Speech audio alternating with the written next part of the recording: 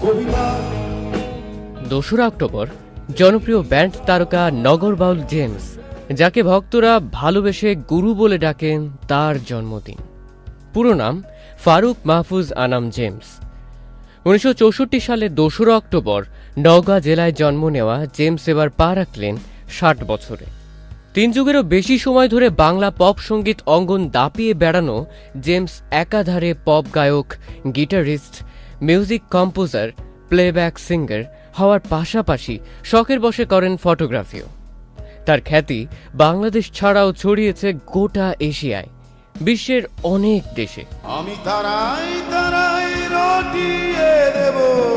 প্রিয় পপ গায়কের জন্মদিন উপলক্ষে ভক্ত অনুরাগীদের মনে বরাবরই অনেক আনন্দ উদ্দীপনা কাজ করে।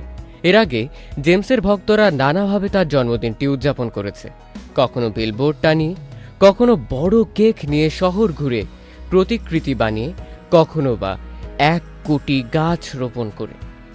তবে 2018 সালের অক্টোবরে যখন জেমসের ঘনিষ্ঠ বন্ধু বাংলাদেশেরই আরেক পপ তারকা ও গিটারিস্ট আয়ুব বাচ্চু মারা যান, তখন তিনি ভীষণভাবে ভেঙে পড়েন। পরের বছর জন্মদিন আসার আগেই ঘোষণা করেন তিনি আর তার জন্মদিন পালন করবেন না, এবং তার ভক্তদেরকেও অনুরোধ জানান তার জন্মদিনটি উদযাপন না করতে। এরই ধারাবাহিকতায় 2019 সালের পর থেকে আর পালন করা হয়নি কিংবদন্তি এই ব্যান্ড তারকার জন্মদিন।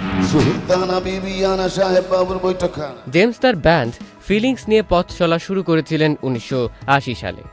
1988 সালে অনন্যা নামের অ্যালবামটি সুপার হিট হলে তাকে আর পিছনে ফিরে তাকাতে হয়নি। পরবর্তীতে 1996 সালে নতুনভাবে পুরনো ব্যান্ড ভেঙে তৈরি করেন নগর বাউল ব্যান্ডটি। জেল থেকে বলছি, লেইস ফিতা লেইস, কবিতা, পাগলা হাওয়া এর মতো একের পর এক হিট গান দিয়ে শ্রোতা মনে জায়গা করেছেন জেমস, মাতিয়েছেন অসংখ্য কনসার্ট। 2004 সালে ভিগি ভিগি গানের মধ্য দিয়ে পা রাখেন বলিউডেও, যেটি ব্লকবাস্টার হিট হয়। পরবর্তীতে রিশতে, চল চলে, আলভিদার মতো সুপার হিট গান করেন। জেমসের সর্বশেষ গান সবই ভুল, যা মুক্তি পেয়েছিল 2023 সালের ঈদ উল ফিতরের চাঁদ রাতে। সাজিদ আজমাইন, চ্যানেল আই।